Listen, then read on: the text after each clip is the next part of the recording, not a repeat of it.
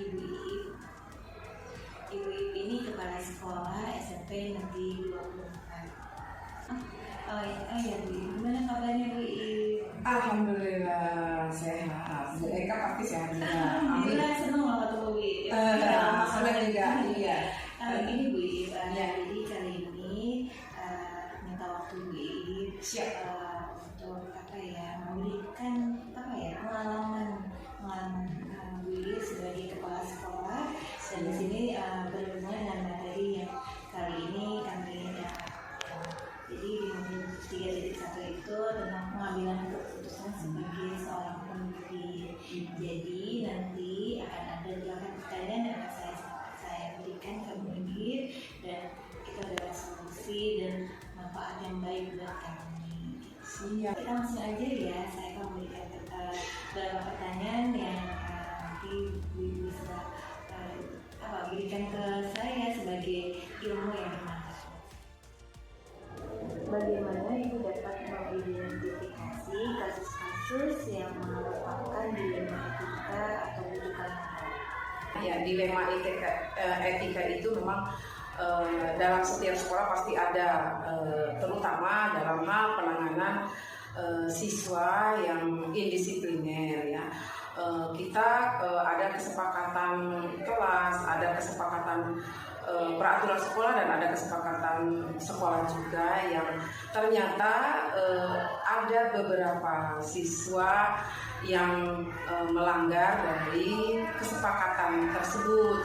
Maka dari pihak sekolah kita memberikan pembelajaran ya, yang tentunya pembelajaran ini ada tahapannya, dari tahap awal mungkin dengan memvisi, terus pemberitahuan kepada orang tua. Ternyata di waktu berikutnya lagi ada kejadian lagi, siswa ini melakukan lagi, dan yang terakhir ada lagi siswa itu melakukan hal-hal yang fatal bagi kita. Nah, ini merupakan dilema bagi kami, terutama betul-betul dilema karena sementara kita dalam rangka mencerdaskan kehidupan bangsa, tapi di segi yang lainnya anak ini adalah udah jelas melanggar. Kami pun membuat keputusan di dalam kasus dilema ini, di mana keputusan ini tidak akan merugikan siswa, tetapi memunculkan anak kesadaran kepada siswa tersebut. Kami sepakat dengan para guru BK, para wakil kepala sekolah untuk memberikan treatment ini. Salah satunya ada belajar anak itu di rumah. Jadi beberapa minggu anak ini diberikan percobaan selama 2 minggu karena kasusnya sudah makin berat. Tadi saya juga melihat anak tersebut karena setiap hari Jumat mereka mengumpulkan tugas-tugas selama 1 minggu, dan ada komunikasi satu arah. Tadi barusan saya juga ngobrol, dan alhamdulillah mereka merasa curhat bahwa kapok dan insya Allah ingin menjadi anak yang baik dengan mematuhi segala aturan, dan dia menyadari bahwa apa yang dia lakukan itu memang salah. Atau dalam kasus itu, tapi ada sama-sama benar. Jadi cara mengambil keputusannya bagaimana? Terjadi baik itu guru, komite, kalau anak ya lebih banyak memang enggak seperti itu ya. Mungkin ada benarnya, tetapi di sisi lain misalnya tidak mentaati dalam hal strukturalisasi, mendahului keputusan dari kepala sekolah seperti itu. Yang memang dua hal tadi ya, kalau memang benar sih memang harusnya diokekan, tapi kenapa timbul masalah? Karena memang ada sisi benar, tapi ada di belakangnya juga ada sisi salahnya, sehingga harus diluruskan, ditengahi, diberikan solusi, dan kami selaku kepala sekolah selalu memberikan pemecahan masalah agar segala macam masalah itu kita dapatkan solusinya. Dan alhamdulillah selalu kami bisa tangani dengan baik dan lancar. Itu lebih ke solusi ya, solusi ya. Dua-duanya. Yang ketiga itu langkah langkah-langkah atau prosedur seperti apa yang biasa Ibu lakukan gitu?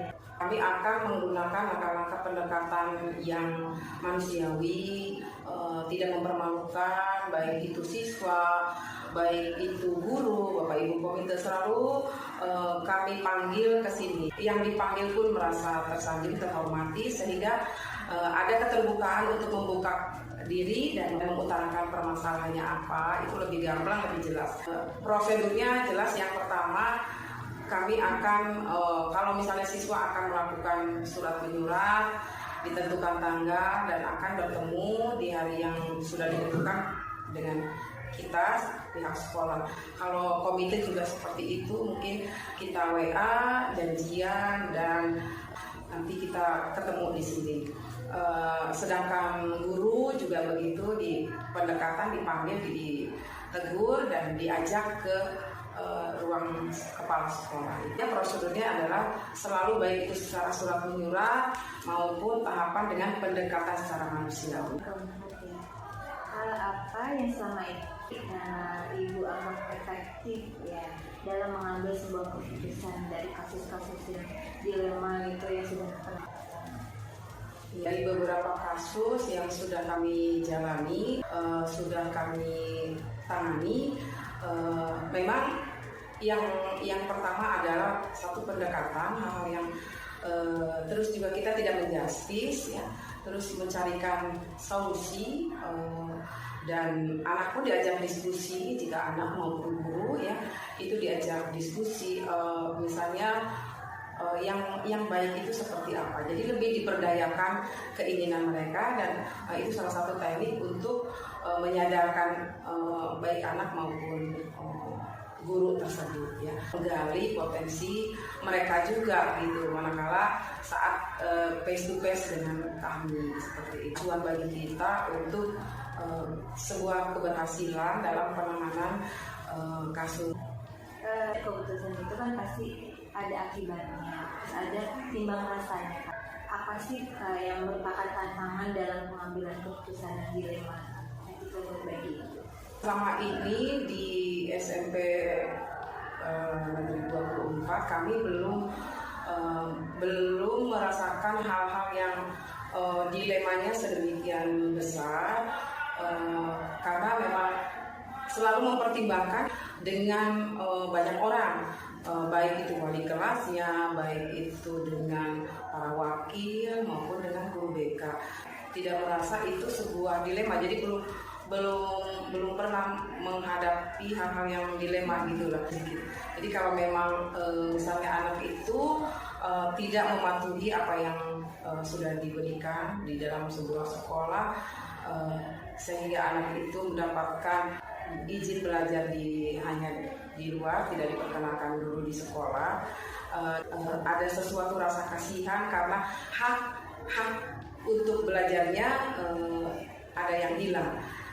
Makanya kami membuat treatment itu 1 minggu, atau kalau yang sudah parah 2 minggu. Dan alhamdulillah dari anak tersebut. Apakah Ibu punya jadwal waktu khusus untuk menangani setiap permasalahan? Iya. Atau mungkin nanti menunggu harus langsung ditangani, atau menunggu sampai mungkin ada waktu yang tepat? Iya. Baik.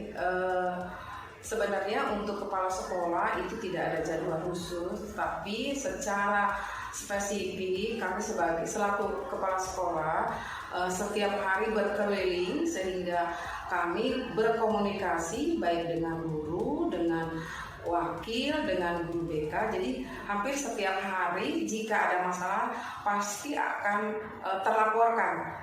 Dalam obrolan itu pasti akan terlaporkan. Tetapi secara kedinasan saya melaksanakan pembinaan kepada guru-guru, dan sebelumnya juga saya juga melaksanakan briefing kepada para Bapak Ibu wakil kepala sekolah, dan selalu menanyakan apa permasalahan-permasalahannya serta apa program yang harus kita laksanakan ke depannya. Jadi dari kepala sekolah sendiri saya tidak punya program seminggu sekali atau apa, tetapi yang punya program itu adalah guru BK, di mana hasil dari temuan di guru BK itu pasti mereka akan melaporkan ke kami selaku kepala sekolah dan akan kami pecahkan secara bersama-sama, seperti itu. Apakah ada seorang atau faktor apa yang selama ini bisa mempermudah Ibu Iip dalam membantu Ibu dalam mengambil sebuah keputusan? Kepala sekolah adalah sama sebagai manusia juga, di mana seorang manusia memiliki kelemahan, baik itu dari faktor yang lainnya ya. Beberapa hal saya sangat dibantu oleh para wakil kepala sekolah dalam pengambilan keputusan. Terkadang untuk melakukan sebuah kebijakan, apakah yang sudah saya inginkan itu sudah kira-kira benar atau tidak. Di tahap awal kami berkomunikasi dengan para wakil dalam membuat sebuah keputusan. Apakah keputusan ini dampaknya baik atau tidak, kalaupun baik apa, kalaupun tidak apa, dan mari kita sama-sama carikan solusinya. Biasanya seperti itu. Jadi orang-orang terdekat adalah para wakil yang menjembatani, baik itu ke kami, ke kepala sekolah maupun ke Bapak Ibu.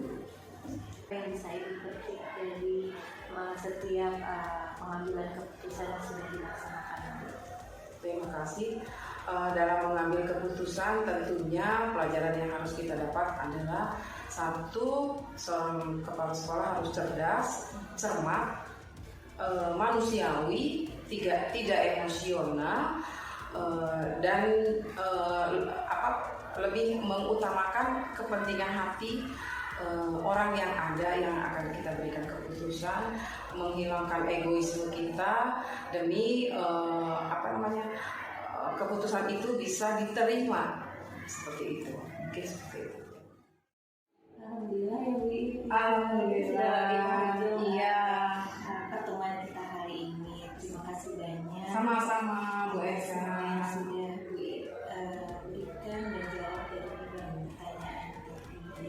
Semoga apa yang tadi sudah Bu sampaikan akan bermanfaat buat saya sebagai yang lagi belajar nih Bu. Insya Allah ke depannya itu akan memberikan kebermanfaatan buat saya. Terima kasih juga Bu Eka sudah berkenan hadir di SMP 24. Doakan mudah-mudahan SMP 24 terus lagi menuju puncak prestasinya.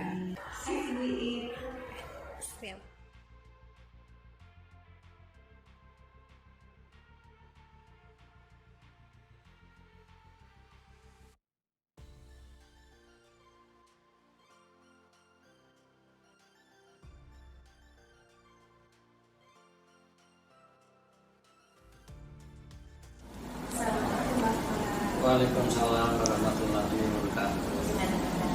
Alhamdulillah sehat dan baik-baik saja. Semoga keluarga Ibu juga demikian. Ada yang bisa saya bantu?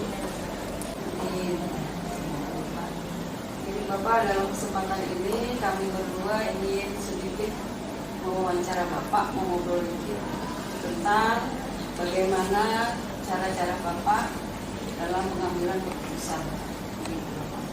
Ya, insya Allah sebagai seorang leader kepemimpinan itu kan ada ilmunya, sehingga dalam mengambil kebijakan, keputusan ataupun ketetapan paling tidak kami coba dengan proses ilmu yang kami miliki, antara lain melalui perenungan, pemikiran, pertimbangan dan pertanggungjawaban. Kami timbang mana manfaatnya atau syukur-syukur nggak ada mudaratnya, sehingga sebagai pelayan publik yang untuk kemaslahatan banyak orang, mudah-mudahan keputusan ketetapan yang kami ambil lebih banyak manfaatnya, syukur-syukur tidak ada mudaratnya, bermanfaat, minta petunjuk, perlindungan, rahmat dari Allah Subhanahu wa Ta'ala. Baik Bapak, bisa kita mulai ya Pak. Ya. Ini ada beberapa pertanyaan yang harus kami sampaikan ke Bapak. Mangga Ibu. pertama, selama ini bagaimana Bapak dapat mengidentifikasi kasus-kasus yang merupakan dilema etika Bapak atau rujukan moral? Insya Allah kami juga memang dalam kehidupan ini ada berbagai etika, tata krama, benturan moral di antara kompetensi sosial yang harus saya kembangkan. Oleh karena itu berpijak pada 4 standar norma. 1, norma agama yang berkenaan yang saya yakini. Yang kedua, kata hati nurani saya sebagai norma kesusilaan. Yang ketiga, ya, norma kesopanan yang ada dalam kehidupan masyarakat, misalnya di lingkungan masyarakat UPTD SMP Negeri 19, gimana lingkungan RT RW-nya ataupun gimana personal internalnya. Yang keempat, ya, supaya juga tidak berbenturan kaitannya kedinasan saya di UPTD SMP Negeri 19.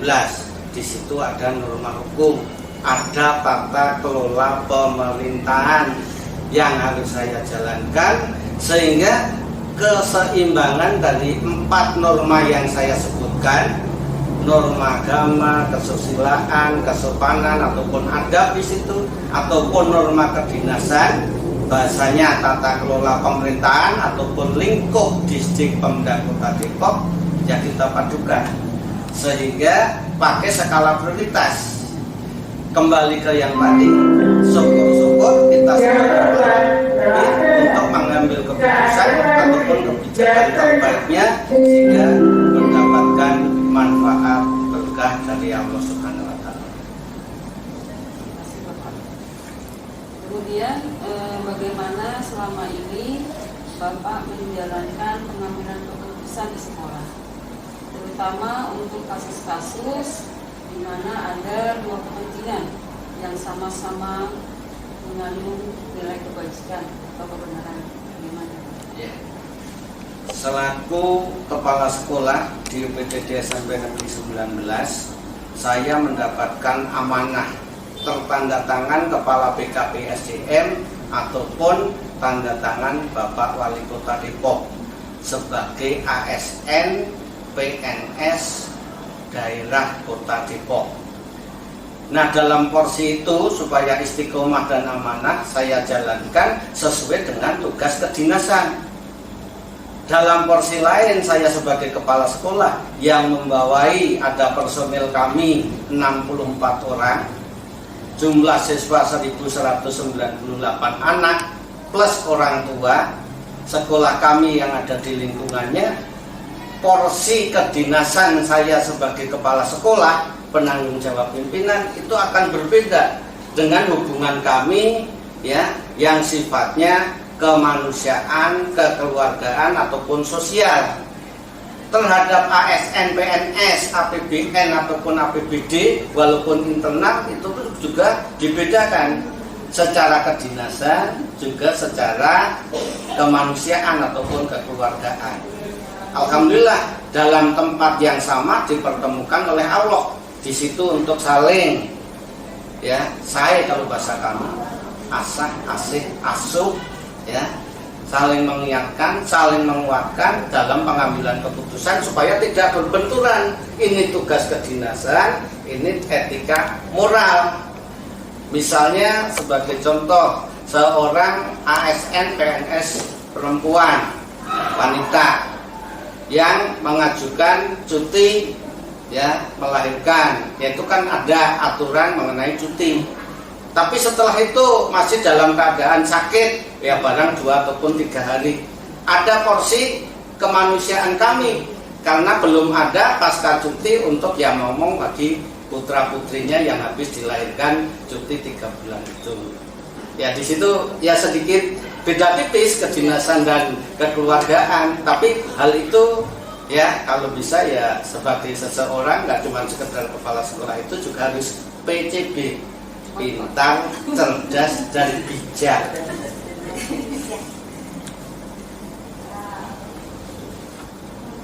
Selanjutnya Bapak, langkah-langkah atau prosedur seperti apa yang biasa Bapak lakukan selama ini dalam pengambilan keputusan? Ya. Langkah-langkah yang diambil kalau bahasa kami kan ada P5TR: pendataan, perencanaan, pelaksanaan, pelaporan, penataan, dan tindak lanjut. Kenapa panjang lebar itu? Ini bagian identifikasi.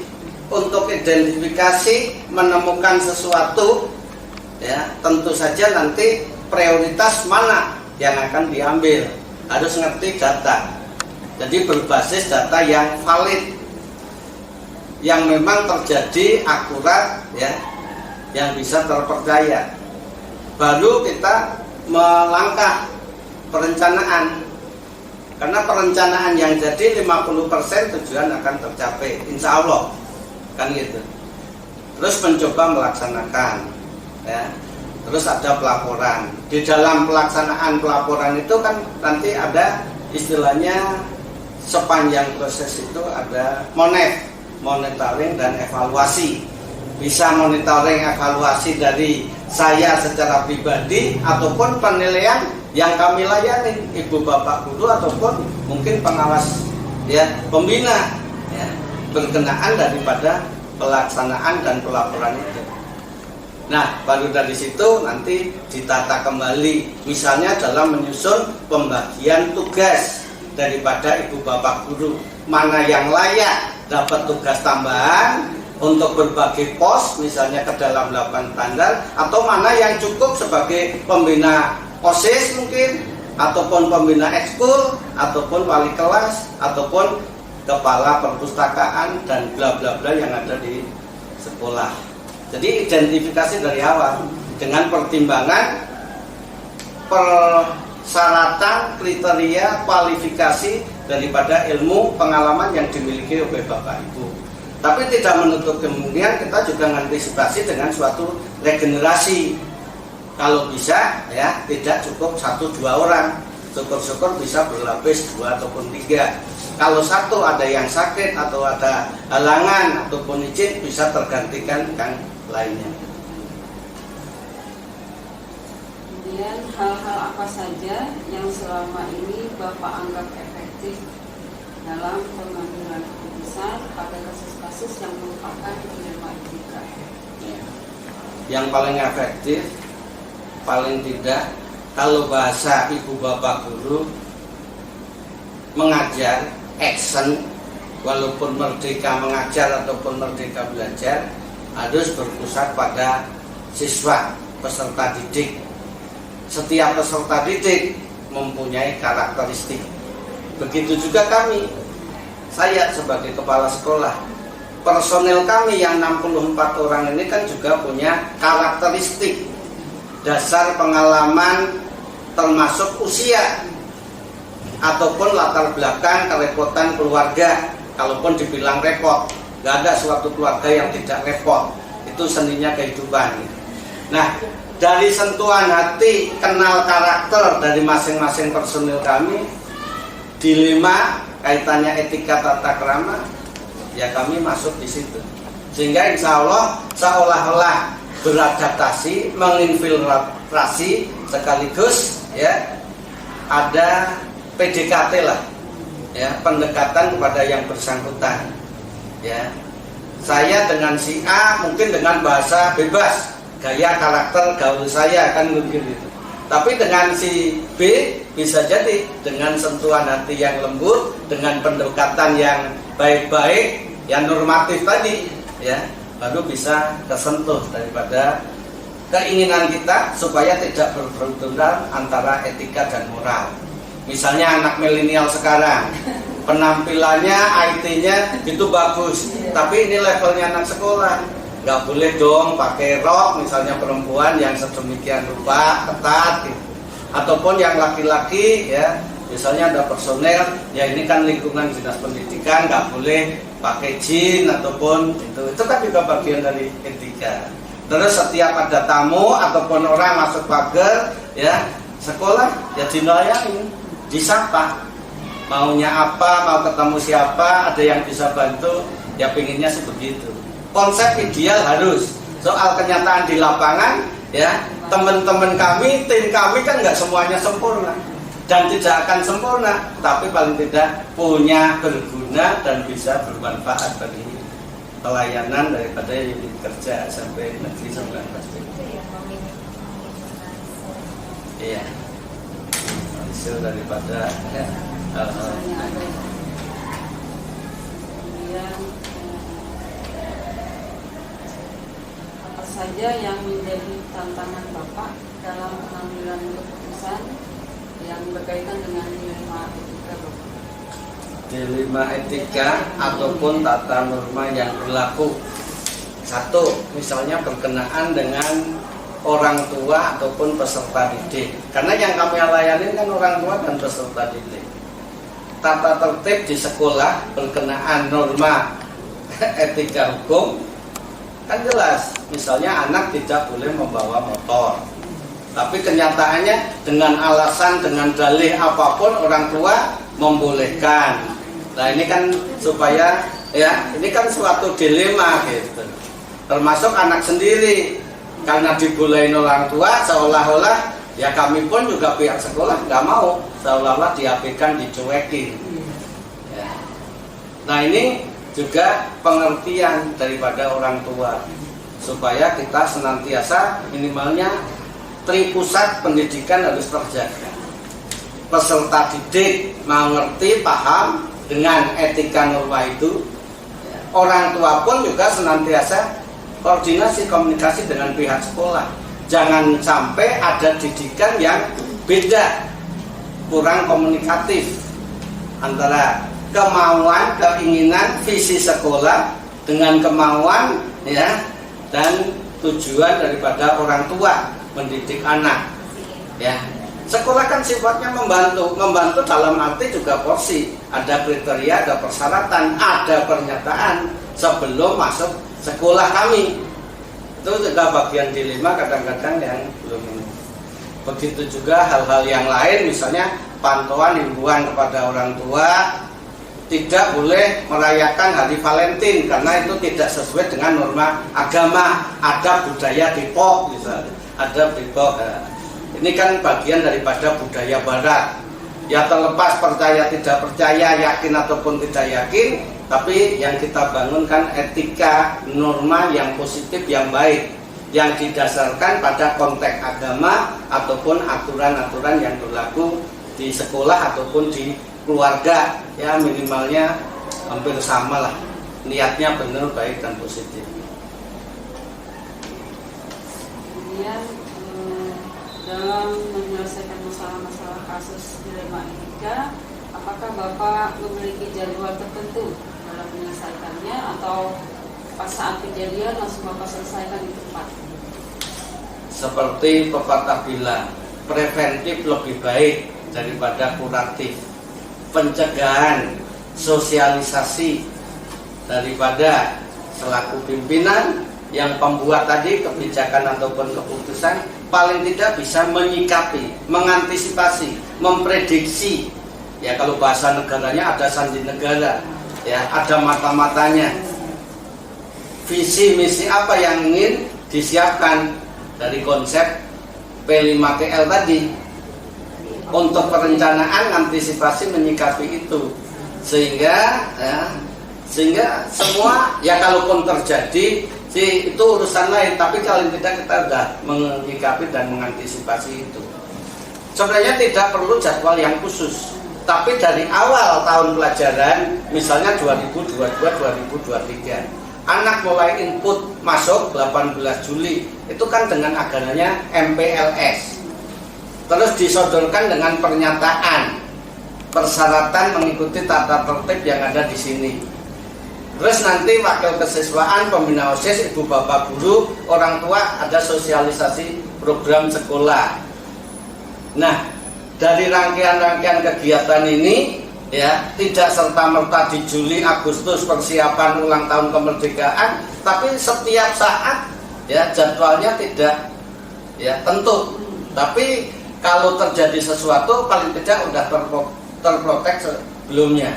Kalaupun misalnya kadang-kadang anak iseng upacara, misalnya kayak hari ini, hari Senin, nanti masuknya setelah ini, kita harus terpantau kerjasama dengan berbagai pihak termasuk lingkungan masyarakat, ibu bapak guru di dalamnya ini ngecek nggak pada waktu upacara atau setelah upacara masuk, kan ketahuan di situ. Yang tanpa keterangan, tanpa izin, tanpa sakit, tanpa orang tuanya menghubungi, berarti ada sesuatu. Bisa jadi nggak upacara, nongkrong karena terlambat, ataupun karena parkir di mana, bla bla bla. Itu dengan sendirinya. Kita nggak mesti harus langsung, saya selaku kepala sekolah, saya kan punya banyak tenaga pendelegasian. Ibaratnya sebatas caraka ataupun security pun bisa ngikut memantau anak. Termasuk kalau kita punya hubungan baik dengan RT RW, ada anak kita yang menyimpang, ya bisa laporan. Nah cepat hal itu langsung ditangani oleh sekolah. Ya ini mungkin berjalan waktu seminggu 2 minggu, tapi kesana ini nanti muncul lagi namanya anak kan, kita bahasa saya mah ya jangan ya berhenti bawel lah. Ya, yang kita hadapin anak 1198 ya punya 1198 karakter yang kadang-kadang bisa jadi loh orang tuanya sibuk, kurang perhatian, dia cari perhatian, nggak absen, coba guru mata pelajarannya, wali kelasnya yang merhatiin bangga. Nah, percobaan daripada anak ini harus cepat tertangani. Perhatian anak ini perlu disentuh kan ini. Ya seperti itu ya. Preventif ya Pak. Iya. Jadi sebelum terjadi sesuatu kalau bisa semuanya itu dicegah. Iya. Lebih cenderung preventif dulu. Walaupun nanti kalau terjadi ya kita tetap aja selesaikan gitu. Dan ngambil hikmah makna. Setiap kejadian itu pasti ada hikmah dan maknanya. Yang melakukan mungkin hitungan jari 2 ataupun 3 anak, misalnya membawa saja misalnya, ataupun membawa bungkus rokok, mudah-mudahan nggak ada isinya ya. Itu sehingga untuk pembelajaran bagi yang lainnya kan gitu. Selanjutnya apa sih faktor-faktor yang selama ini bisa membantu Bapak mempermudah dalam menyelesaikan atau mengambil sebuah keputusan dalam kasus yang dilakukan? Iya. Jadi ya kita kan tidak dengan mudah jadi seorang pemimpin atau dapat amanah kepercayaan. Paling tidak dilihat dari administrasi kriterianya, kepribadian kitanya bagaimana, pedagogiknya seperti apa, kompetensi sosialnya mana saja kan gitu. Terus profesional, proporsional ataupun tidak. Ya. Punya karisma, punya wibawa nggak untuk mimpin. Nah itu kan bagian persyaratan prolog awal, nanti sampai aplikasi, implementasi, pelaksanaan di lapangan. Kembangkan itu berbagai jaringan, baik jaringan secara kedinasan, tapi jaringan juga secara ya eksternal. Karena yang kita hadapi nanti internal dan eksternal. Kedinasan internal mungkin berkenaan dengan internal ibu bapak guru. Pengurus komite sekolah itu sudah melebar ke eksternal. Pengawas pembina ataupun distrik itu internal ataupun Pemda Kota Depok. Tapi eksternal yang lain kan masih banyak. Dan kita jalin kerjasama. Tentang kesehatan ya kerjasama dengan puskesmas. Tentang keamanan ya ketertiban ya dengan Babinsa, Babinmas, polisian. Ataupun dengan berbagai pihak lain yang sekiranya diperlukan. Misalnya tempat kursus, jaringan promosi sekolah, ya BNN, Kesbangpol, terus rekan-rekan berkenaan dengan mass media supaya proporsional dan berimbang. Yang dicari tidak celah yang kurang dari kita, tapi bantu ya ekspos yang berkenaan nilai-nilai plus, nilai-nilai baik dari kita. Ya, jadi harus sifatnya komprehensif, menyeluruh dan kontinu berkesinambungan. Ya, gitu. Berproses gitu. Insya Allah, bismillah gitu.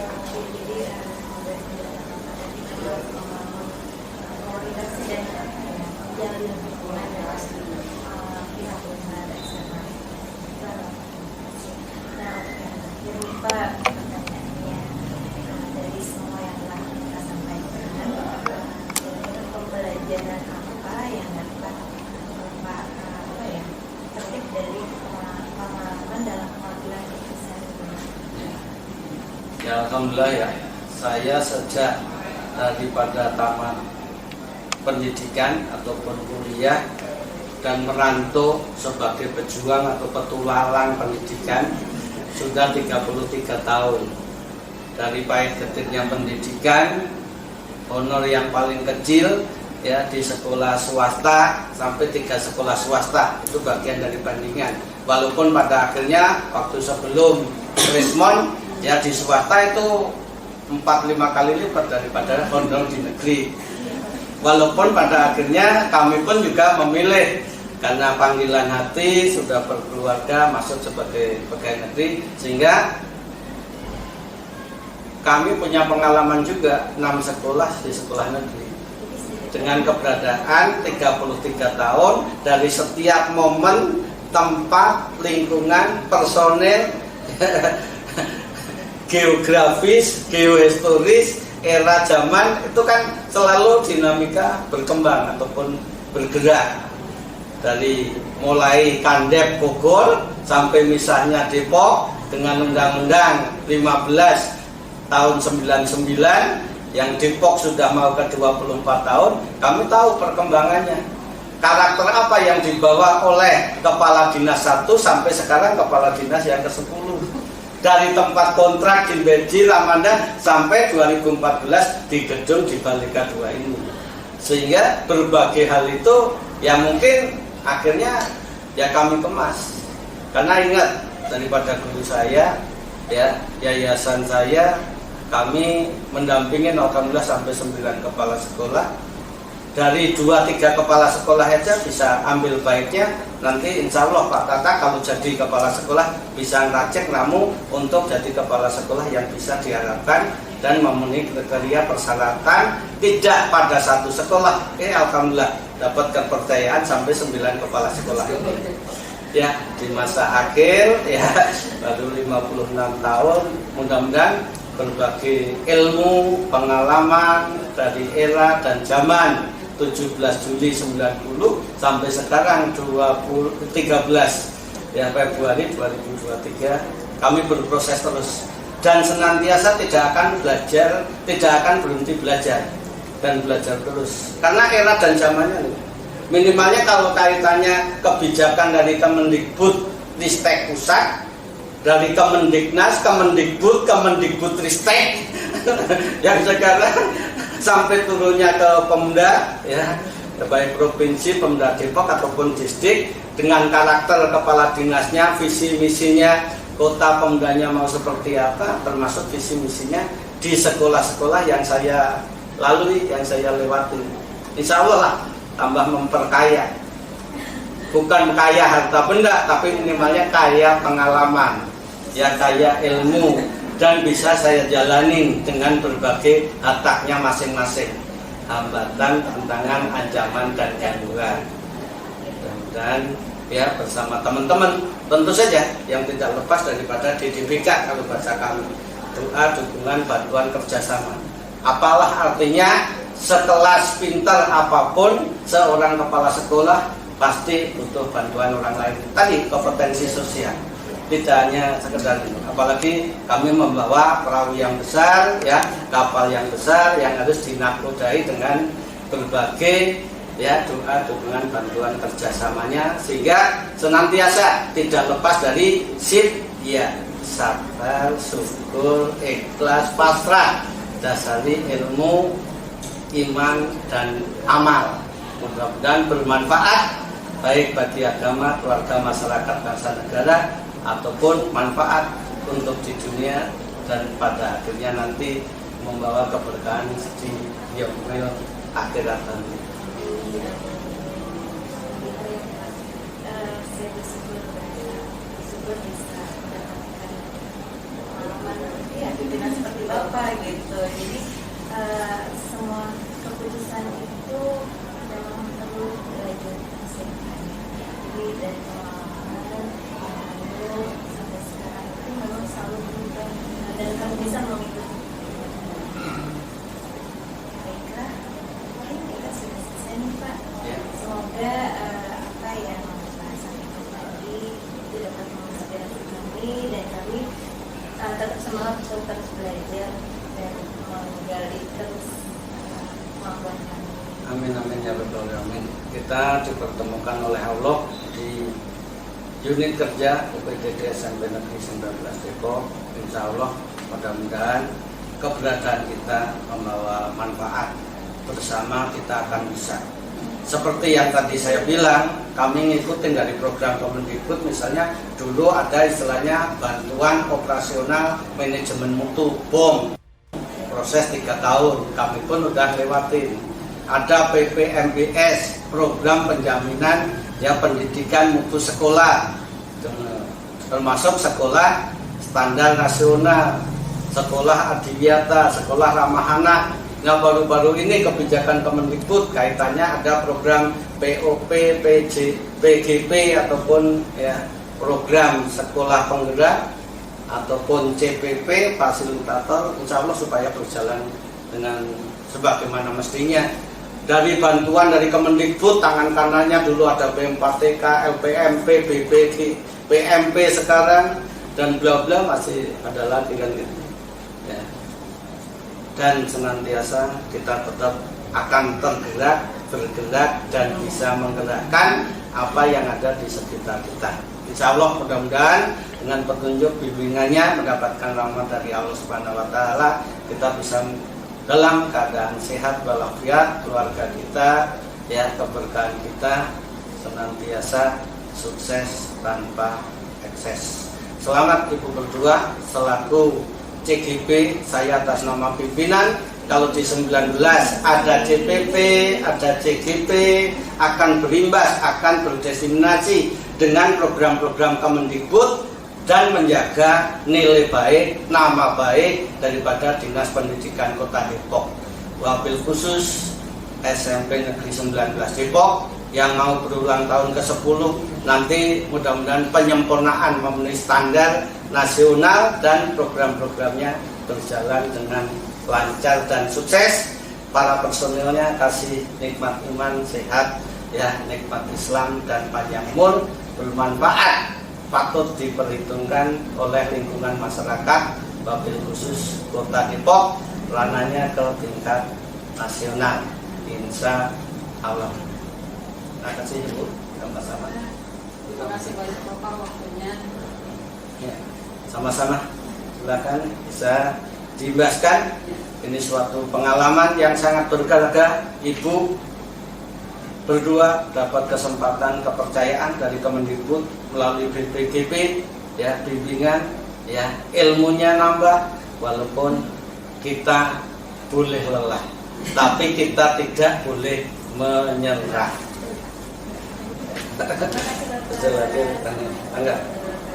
Waalaikumsalam warahmatullahi wabarakatuh.